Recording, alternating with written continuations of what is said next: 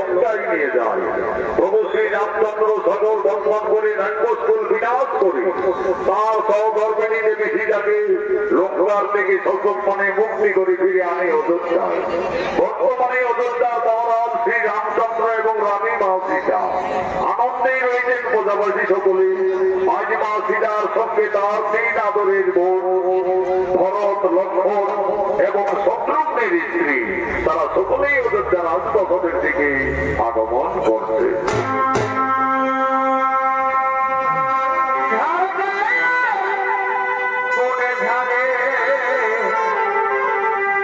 কত ভালোবাসায় আছে বড় ভাই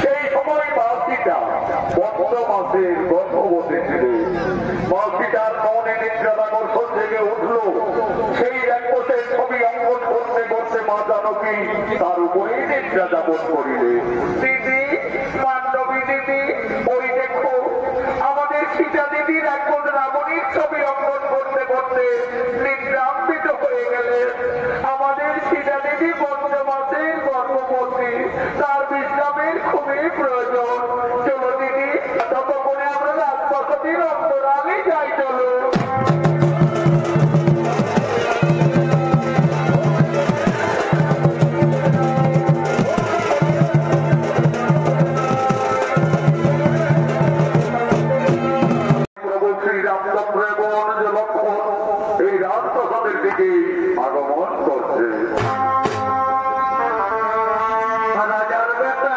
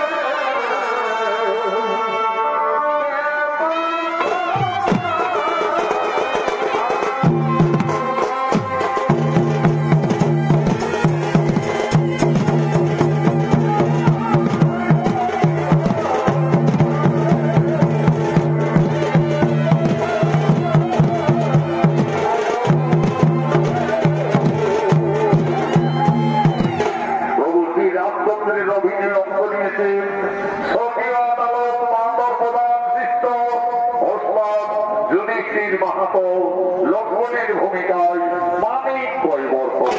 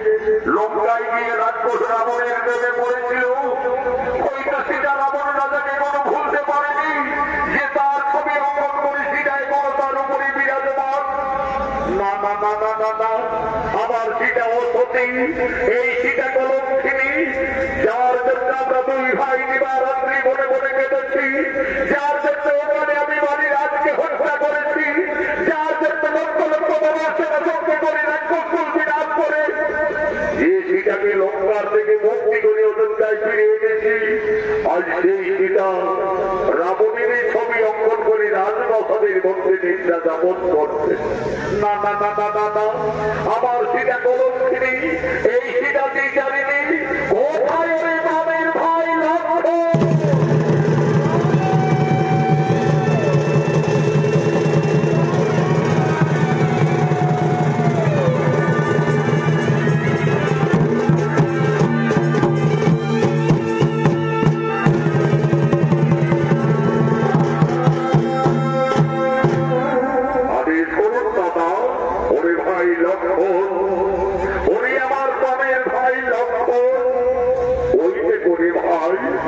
আমাদের রানী সীতা রাক্ষস রাবণের ছবি অঙ্কন করে রাজপ্রাসাদের মধ্যে নিদ্রা যাপন করছে। ওরে ভাই লক্ষ্মণ, এই কলঙ্কিনী হয়তো লঙ্কায় গিয়ে রাক্ষস রাবণের প্রেমে পড়েছিল, হয়তো সীতা রাবণ রাজাকে কোনো ভুলতে পারেনি যে তার ছবি অঙ্কন করে সীতা এখনো তার উপরে বিরাজমান। ওরে ভাই লক্ষ্মণ, এই কলঙ্কিনী যদি আমাদের অযোধ্যা নগরে থাকে তাহলে আমাদের রঘুকুলের বদনাম হয়ে যাবে রে ভাই, আমাদের সূর্য বংশের বদনাম হয়ে যাবে। ওরে প্রাণীর ভাই লক্ষ্মণ, এই কলঙ্কিনী সীতার আর আমি মুখ দর্শন করতে চাই না। যাও তুমি এই বিচারটিকে দিয়েছ নির্বাস হবে।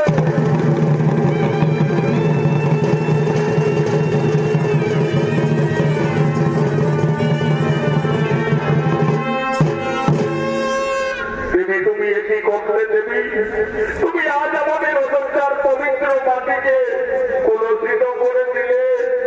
ধীরে ধীরে মা সীতা নিদ্রার আকর্ষণ ভঙ্গ হল। চোখ মেলে যাইতেই মা জননী রাজপ্রাসাদের মধ্যে তার দেবন লক্ষ্মণকে দেখতে পেলে। এটি ভাই লক্ষ্মণ, তুমি এখানে? দেবী তুমি এটি করিলে দেবী? তুমি কেন রাক্ষস রাবণের ছবি অঙ্কন করিলে আমাদের রাজপ্রাসাদের মধ্যে? তুমি তার উপরে শোক করে নিদ্রা যাপন করতেছিলে। তুমি কি সত্যি এই লঙ্কায় গিয়ে রাক্ষস রাবণকে ভালোবেসেছিলে? তুমি কি রাবণ রাজাকে কোনো ভুলতে পারেনি? না রে ভাই লক্ষ্মণ, আমি কিছু ভুল করিনি রে ভাই। আমি শুধু আমার ওই মান্ডবী উর্মিলা বন্ধের বোঝাবার জন্য এই রাক্ষসের ছবিটি আমি প্রাসাদের মধ্যে অঙ্কন করেছিলাম রে ভাই। তুমি জানো না দেবী, এই অপরাধে তুমি কলঙ্কিনী, এই অপরাধে তুমি বিচারিনি। যে রাক্ষস রাবণ তোমাকে বনবাস থেকে হরণ করে লঙ্কায় নিয়ে যায়, সেই রাবণের ছবি অঙ্কন করে তুমি ভুল করেছ, অপরাধ করেছ। প্রভু শ্রী রামচন্দ্র আর কোনদিন তোমার মুখ দর্শন করবে না। আমায় আদেশ দিয়ে গেলেন এই মুহূর্তেই তোমায় দিতে হবে নির্বাস করে।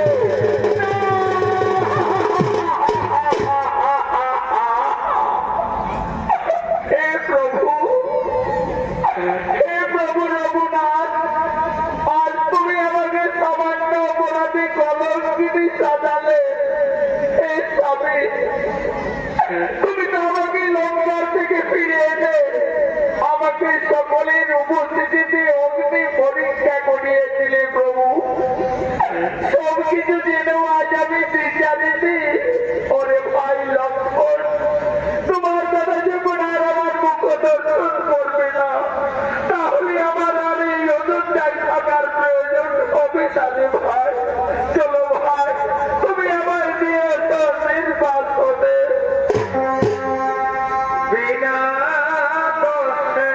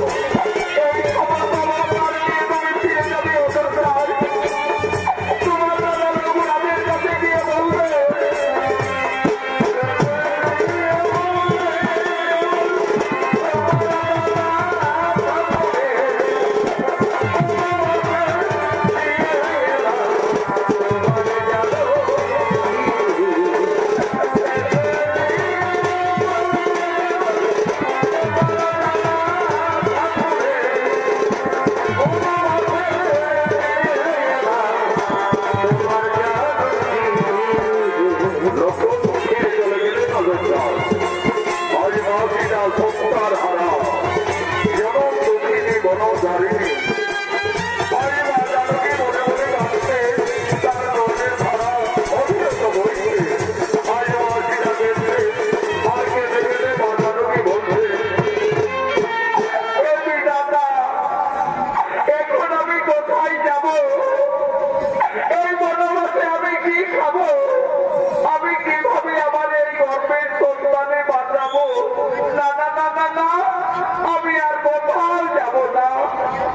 আমার বেঁচে থাকার চেয়ে আমার মরে যাওয়াই ভালো হবে, আমার মরে যাওয়াই ভালো হবে।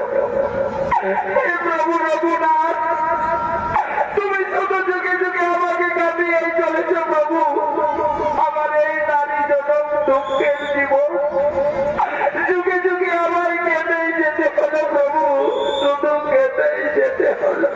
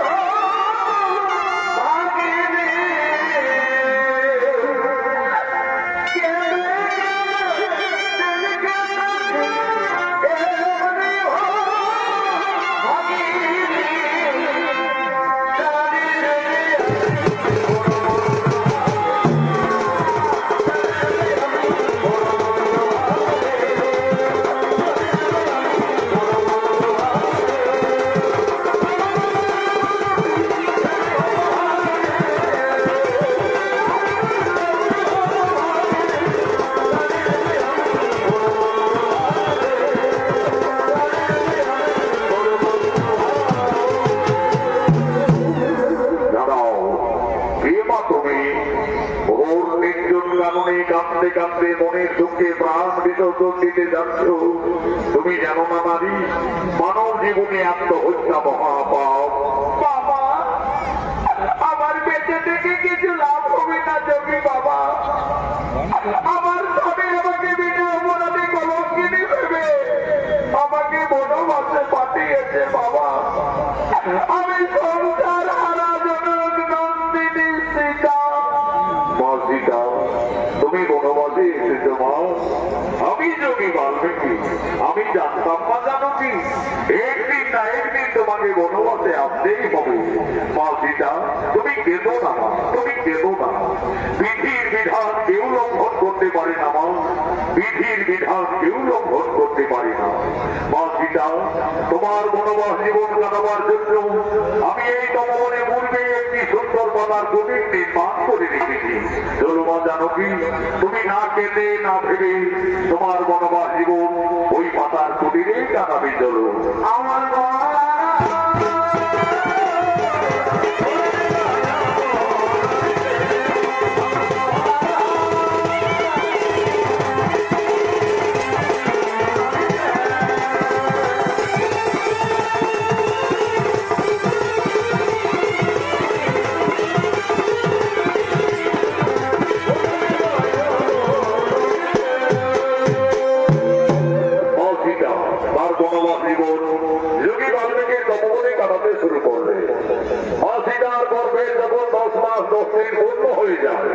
সুন্দর একটি পুত্র সন্তানের জন্ম দিলেন।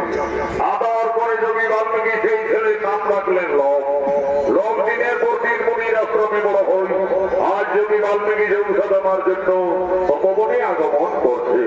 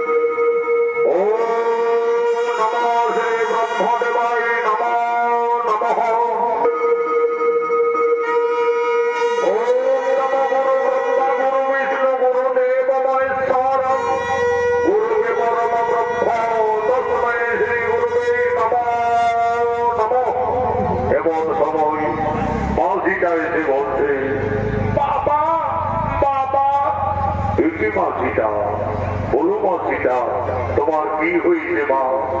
বাবা, আমার পুত্র নাম ওই দেখো বাবা, সেগুন বৃক্ষ বলে ঘুমিয়ে আছে। বাবা, আমি ততক্ষণে ওই সরোবর থেকে স্নান করে জল নিয়ে ফিরে আসছি বাবা। দেখো মা সীতা, তুমি স্নান করতে যাবে চলে যাও, কিন্তু দেরি করো না মা, কারণ তোমার পুত্র লোক ছোট্ট বালক, সে খুবই উপদ্রব করে, সে এখন ঘুমিয়ে রয়েছে। থাক, আমি এখন এখানে ধ্যানে আছি।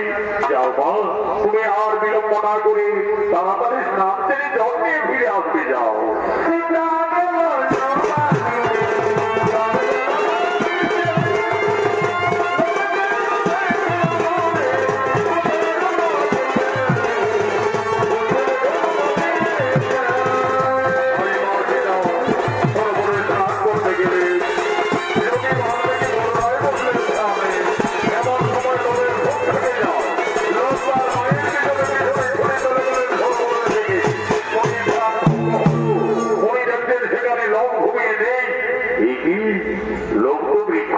ঘুমিয়েছিল, তাহলে ছেলেটি হঠাৎ গেল বা কোথায়? হরি নাম, তুমি কোথায় গেলে? ফিরে এসো। না না না, এদিকে তো লোককে কোথাও দেখতে পাওয়া যাচ্ছে না। তাহলে কি বাগানে আমপাম ফেটে গেল নাকি রে বাবা? ছোট্ট ভালো কাল থেকে পড়ে যাবে। হরি নাম, তুমি কোথায় গেলে? ফিরে এসো। না না না না, এই তপবনে লোভের কোথাও কোনো বার্তা পাওয়া গেল না। তাহলে কি কোনো হিংস্র প্রাণী ছেলেটাকে খেয়ে ফেললো নাকি রে বাবা? তাহলে তো সর্বনাশ হয়ে যাবে। সীতা জনম দক্ষিণী সংসার হারা বনবাসী, তার একমাত্র সম্পদ তার পুত্র লোক। লোককে বৃক্ষ তলায় ঘুমিয়ে রেখে মা সীতা সরোবরে স্নান করতে গেছে।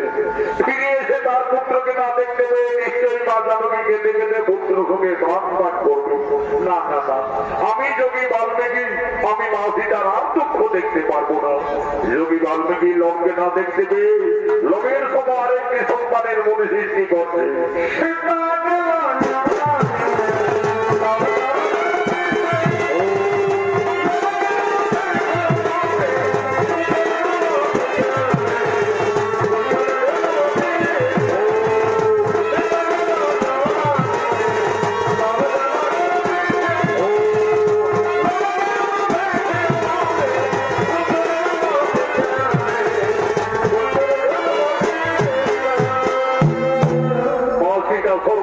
স্নান করে ফিরে এসে দেখতে লোভের মতো আরেকটি ছেলে সেই বৃক্ষ তলায় ঘুমিয়ে রয়েছে। বাবা, বাবা, ওই ছেলেটি আবার কোন ছেলে বাবা? কেন মা সীতা, তোমার পুত্র লোভ। তুমি এই তো বলে গেলে বাবা আমার সন্তান ঘুমিয়ে আছে, তাকে তুমি দেখো। আমি তো দেখছি মা, তোমার পুত্র তো বৃক্ষ তলেই ঘুমিয়ে রয়েছে। না বাবা, তোমার কথা ভুল হচ্ছে। এই দেখো বাবা, আমার ছেলে তো আমার পিছনে পিছনেই সরোবরে ছুটে গেলে। মা সীতা, আমার ভুল হয়ে গেছে মা, আমি ভুল করে ফেলেছি মা। আমি ভেবেছিলাম লোককে এই তপবনে কোনো হিংস্র প্রাণী এই ফেলেছি। আমি তোমার দুঃখ না সইতে পেরে মা জানকী, আমি যে লোভের মতো আরেকটি সন্তানের সৃষ্টি করেছি মা। লোক যেমনি তোমার পুত্র আমি সৃষ্টি করেছি, তার নাম রেখেছি কুশ। কুশ হবে তোমার ঠিক তেমনি পুত্র। তুমি উঠে এসো কুশ। ওই দেখো কুশ তোমার মাথা দাঁড়িয়ে আছে। যাও কুশ, তুমি তোমার মায়ের কোলে চলে যাও। মা সীতার একটি সন্তান ছিল। যোগী বাল্মীকির আশীর্বাদে মা জানকীর তপবনে 2টি পুত্র হলো। তার 2 সন্তানকে নিয়ে মা সীতা তার বনবাস জীবন আনন্দেই কাটাতে চলেছে।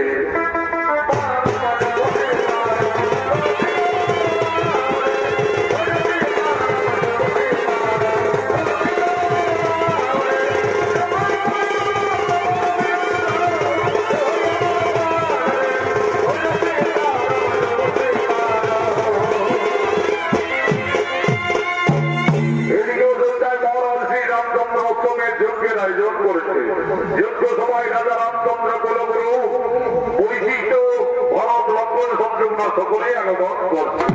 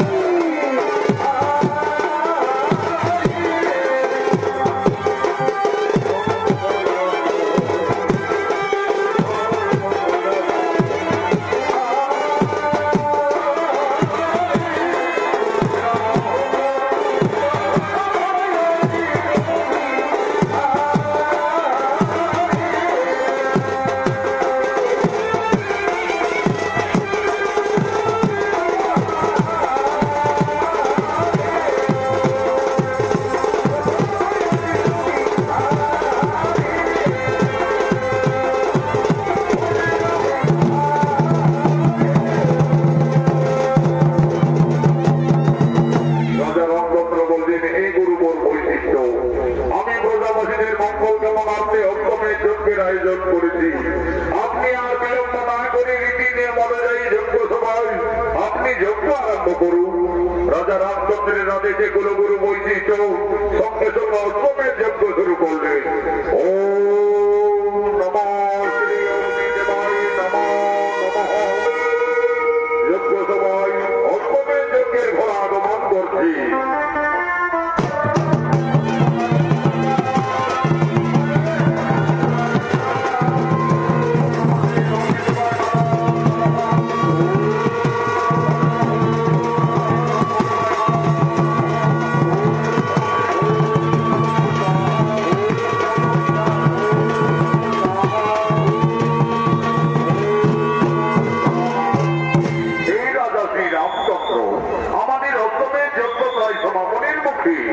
আর বিলম্ব না করে এই অষ্টমের যজ্ঞের ঘোড়ার কপালে সুন্দরভাবে সম্মান করে লিপিবদ্ধ করুন। এই ঘোড়া রাজা শ্রী রামচন্দ্রের অষ্টমের যজ্ঞের ঘোড়া। এই ঘোড়া যতদূর যাবে ততদূর অযোধ্যার সীমানা বলে পরিচিত থাকবে। আর যদি কেউ বাহু বলে এই ঘোড়াকে বন্দী করে তাহলে রাজা শ্রী রামচন্দ্রের সঙ্গে যুদ্ধ করতে হবে। কুলগুরু বৈশিষ্ট্যের আদেশে রাজা রামচন্দ্র অষ্টমের যজ্ঞের ঘোড়ার কপালে লিপিবদ্ধ করলে ঘোড়া যজ্ঞ কোন থেকে যাচ্ছে, ঘোড়ার পিছনে পিছনে অযোধ্যার সমস্ত সেনারা যেতে লাগলেন।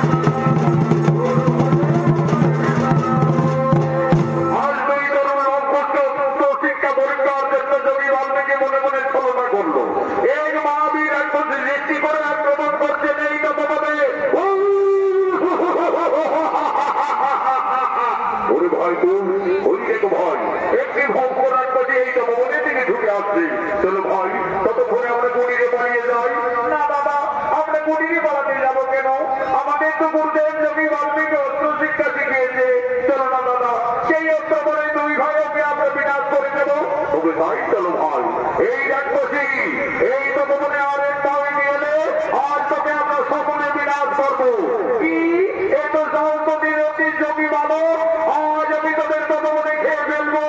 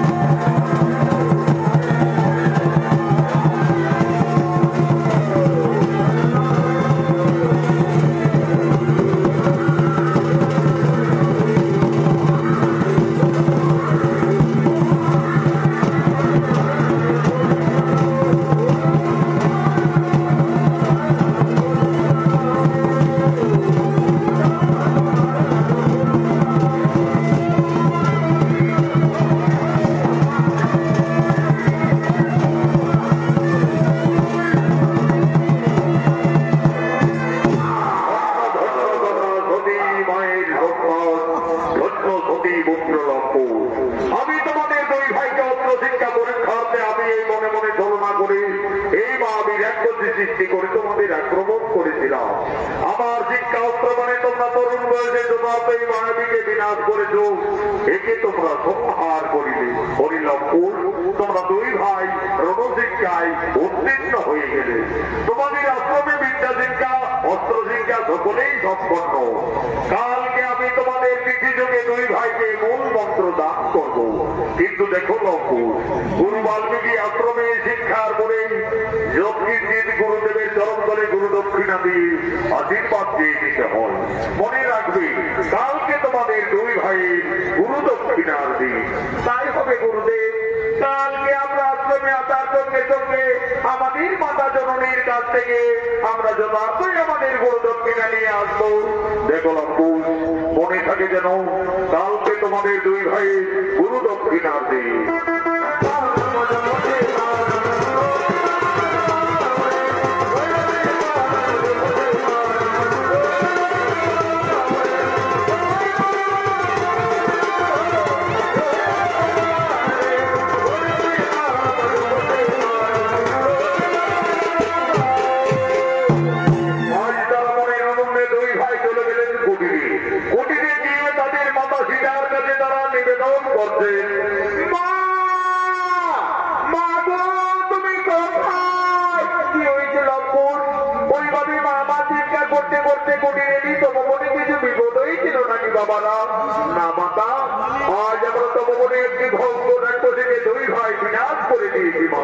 আমাদের গুরুদেব বলেছেন আমরা অস্ত্র শিক্ষায় সফল হয়ে গেছি মা। আমাদের আশ্রমে বিদ্যা শিক্ষাও সম্পন্ন হয়ে গেছে। কালকে আমাদের গুরু দক্ষিণা দিতে হবে। দাও মা, আমাদের গুরু দক্ষিণা দাও। ওরে লম্পুর, ওরে পুত্রবোন, তোমরা তো দুই ভাই বড় হয়েছ, তোমরা তো সকলেই বুঝতে পারছো আমরা যে বনবাসী বাবারা, আমাদের কুটিরে কিছু নাই লম্পুর। আমি কি দিয়ে তোমাদের গুরু দক্ষিণার থেকে মুক্তি করবো? মা তুমি কেতো না মা, তোমার দিবারাত্রি কান্না আমরা যার কিছুতেই সইতে পারি না। জানো মা, আমাদের গুরুদেব বলে চুরি করা অপরাধ, কিন্তু যে না অপরাধ নয়। ওই তো মা অদূরই নগর দেখা যাচ্ছে। চলো না মা, আমাদের গুরু দক্ষিণার জন্য সকলের কাছে কিছু কিছু সাহায্য চেয়ে নেবে।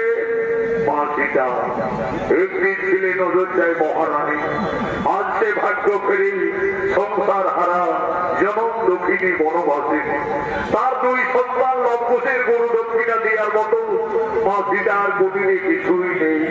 আজ মনের দুঃখে মা জানকী এই নগরের দ্বারে দ্বারে সকলের কাছে নিবেদন করছে, হে ভক্তগণ, আজ আমি খুবই সংকটে পড়েছি।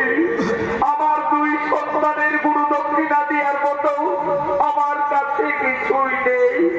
আজ আমি সকলের কাছে নিবেদন করছি, আপনারা সকলেই কিছু কিছু সাহায্য করে আমার দুই অমর সন্তানের গুরু দক্ষিণার থেকে আপনারা মুক্তি করেছি, মুক্তি করেছি।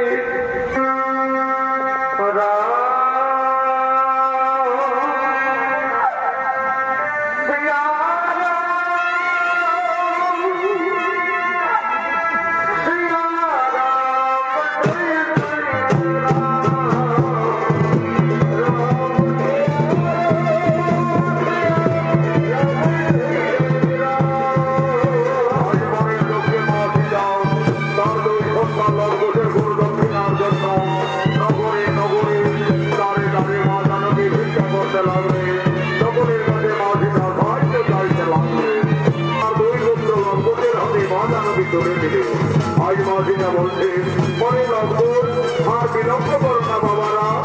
মা তুমি কেন না মা, তুমি মন্দিরে যাও মা, আমরা গুরু দক্ষিণা দিয়ে অচিরে ফিরে আসবো মা, অচিরে ফিরে আসবো।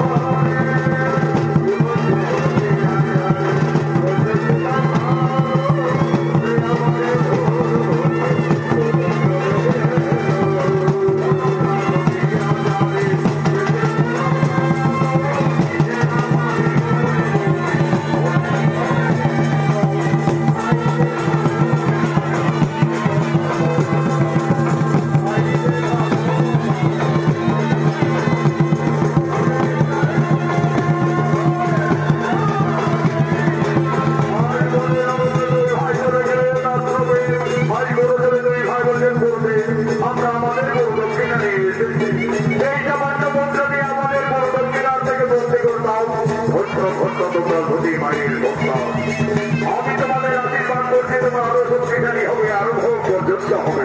এই নাও গুরুদেব, এই নাও আমাদের গুরু দক্ষিণা।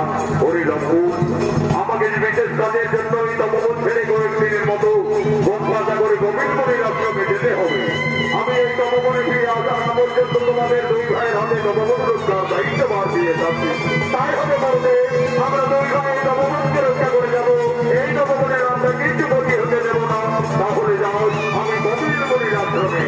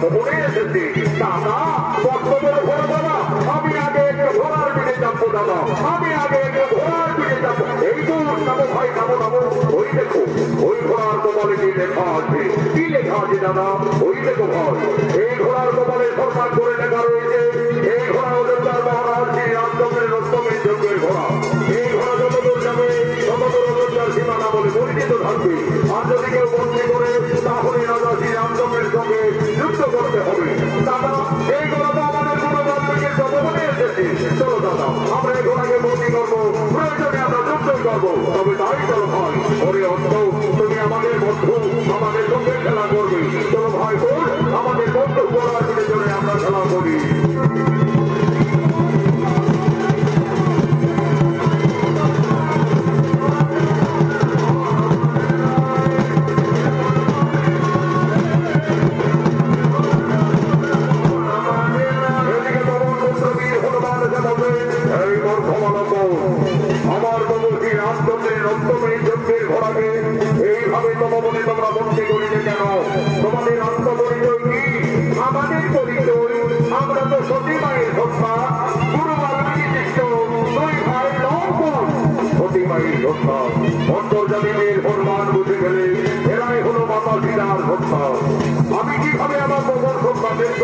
করবো।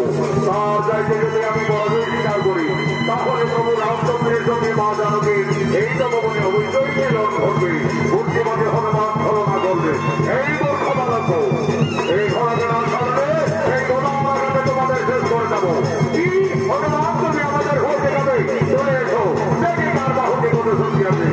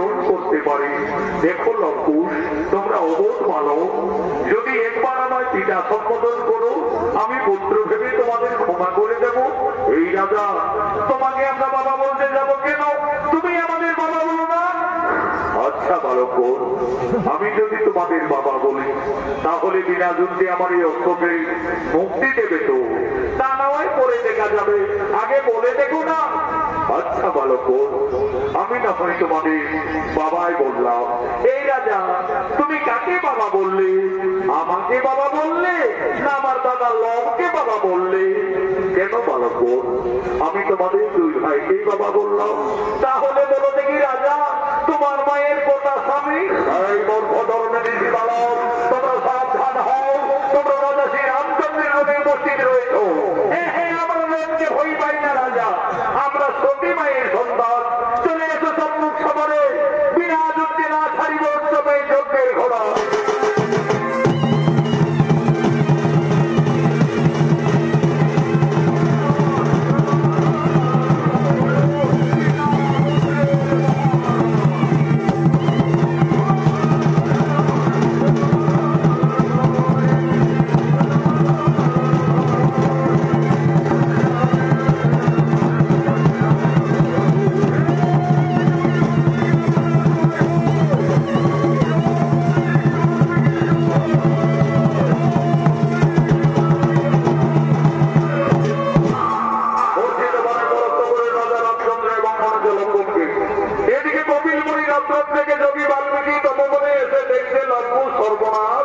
রেখেছে। ওরে শিক্ষাগণ, আমার অবর্তমানে এইভাবে তপবনে অত্যাচার।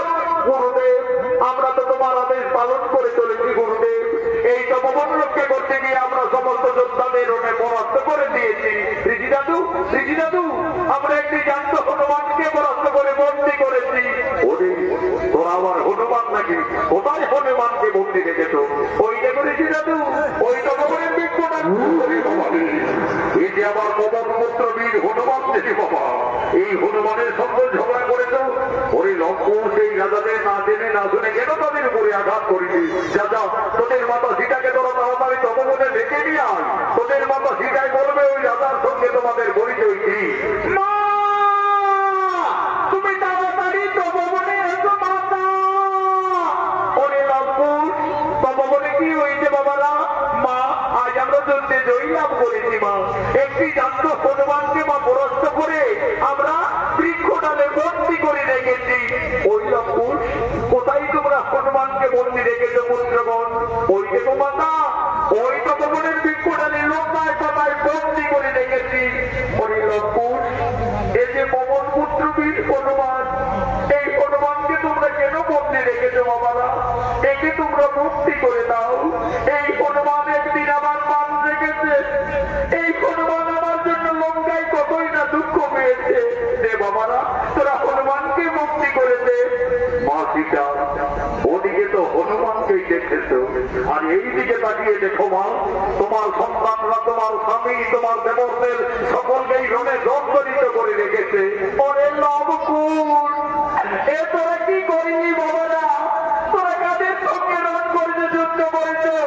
তোরা তো সকলই সর্বনাশ করে দিয়েছে লবকুশ। আমার হাতের শাখা সীতার সিঁদুর আজ তপবনে সকল মুছে দিলে বাবারা। বাবা, আমি আমার বনবাস জীবনে তোমার কাছে কোনোদিনেই কিছু চাইনি বাবা। আজ আমার দুই অবর সন্তানের ক্ষমা করে আমার স্বামী এবং দেবরগণকে পুনরায় জীবিত করে দাও বাবা, পুনরায় জীবিত করে দাও। তুমি কেন না মা? তারা কেউ মারা যায়নি। তারা লঙ্কুশের রণে পরাস্ত হয়ে সকলেকে আকারা বর্ষণে করে আছে। আমি একটু সমগ্র জগৎকে তাদের জ্ঞান পুনরায় ফিরিয়ে দেব। ওম নমো সাহা উদ্ধ রাজা শ্রী রামচন্দ্র। ওম নমো সাহা উদবীর অনন্ত লক্ষণ। ওম নমো সাহা উদবীর ভরত কুমার। ওম নমো সাহা উদ সঞ্জীবন। এই রাজা শ্রী রামচন্দ্র, তুমি আমার অবর্তমানে আমার এই তপবনে এসে আমার এই দুই তরুণ শিষ্যর সঙ্গে এইভাবে রোধ করতে পারো না, এইভাবে যুদ্ধ মানাই না। মনে করে রাজা, একদিন তুমি তোমার রানীকে কলমকিনী ভাবে পদ্ম মাসের গর্ভবতী অবস্থায় বনবাসে দিয়েছিলে। তোমার এই অনুসাত সন্তান এই লঙ্কুশ,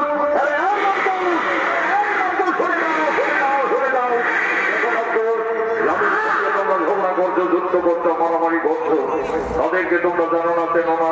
তারা তোমাদের এই বংশের লোক, সম্পর্কে সকলেই তোমাদের কাকা। আর যে রাজার সঙ্গে তোমরা রণে জর্জরিত, ওই রাজা শ্রী রামচন্দ্র হল তোমাদের জন্মদাতা পিতা। গুরুদেব, ওই রাজা আমাদের জন্মদাতা পিতা। হে লঙ্কুশ, তোমরা তো রাজপুত্র। যাও, তোমাদের ভুল স্বীকার করি অবিলম্বে করজোড়ে দুই ভাই তোমাদের পিতার কাছে ক্ষমা চেয়ে নিয়ে যাও। পিতা, পিতা, আমাদের ক্ষমা করে দাও পিতা, আমরা ভুল করে রণ করেছি। ওরে লঙ্কুশ, আজ আমার মনে পড়েছে, আমি যেদিন রাজকৌশল বিনাশ করে আমার সীতাকে অযোধ্যায় ফিরিয়ে এনেছিলাম, সেইটি রাবণের মাতা নিকষা কেঁদে কেঁদে আমায় অভিশাপ দিয়েছিলেন। বলেছিলেন, ওরে বনবাসী রামচন্দ্র, আজ যেমন আমাকে পুত্র শোকে কাঁদতে হচ্ছে, আমিও তোমাকে অভিশাপ দেব। তুমিও ত্রিলোকজয়ী হলো, একদিন না একদিন তোমার পরাজয় নিশ্চিত হবে তোমার পুত্রের হাতে। আজ আমার সেই অভিশাপের কথা মনে পড়িল লঙ্কুশ। তোমরাই আমার পুত্রগণ, এসো বাবারা, আমার পক্ষে এসো। মা জানকী, আর তুমি কেন নামাও? তোমার বনবাস জীবন শেষ হয়ে গেল মা সীতা, তোমার আনন্দের দিন এসেছে। যাও মা, তোমার স্বামী, তোমার পরিবারের সকলেই তোমার অপেক্ষায় দাঁড়িয়ে রাখে। রাজা শ্রী রামচন্দ্র একদিন মা সীতাকে কলঙ্কিনী ভেবে পঞ্চমাসের গর্ভবতী অবস্থায় ক্রোধবশত বনবাসে দিয়েছিলেন। যোগী বাল্মীকি কৃপায় ফিরে গেলেন তার স্ত্রী সন্তানদের। আনন্দ হল